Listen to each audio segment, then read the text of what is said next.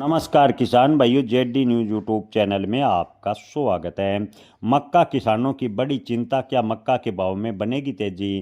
किसान भाइयों, इन दिनों मक्का के भाव में लगातार गिरावट देखने को मिला है। आपको बता दें कि सीमांचल में किसानों के लिए मक्का सिर्फ फसल ही नहीं बल्कि आर्थिक सहारा है। लेकिन सीमांचल के कटिहार, पूर्णिया, अररिया और किशनगंज में रबी सीजन की प्रमुख नकदी फसल मक्का को पीला सोना भी कहा जाता है। लेकिन इस बार इस पीले सोने की चमक है फीकी पड़ती नजर आ रही है।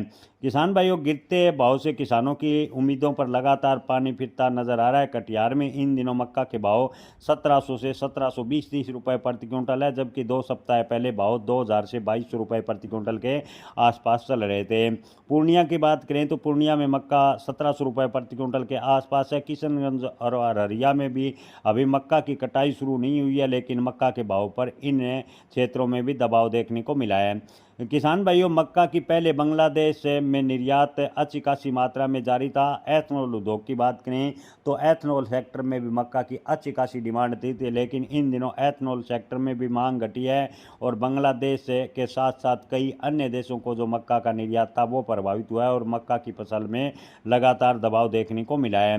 किसान भाइयों, मक्का की ओवरऑल स्थिति देखें तो मक्का का न्यूनतम समर्थन मूल्य सरकार ने 2400 रुपये प्रति क्विंटल तय किया है, लेकिन किसानों को मक्का के भाव 750 से 800 रुपये समर्थन मूल्य से कम मिल रहे हैं और किसानों को बड़ा नुकसान उठाना पड़ रहा है।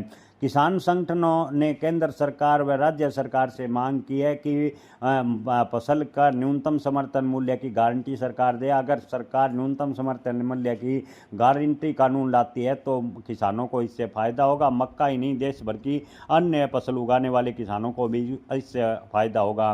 किसान भाइयों, अगर मक्का का न्यूनतम समर्थन मूल्य की बात करें तो 2400 रुपये पर अगर सरकार ने जल्दी ही खरीदी शुरू नहीं की तो मक्का किसानों को इसका बड़ा नुकसान उठाना पड़ेगा। जय किसान, धन्यवाद।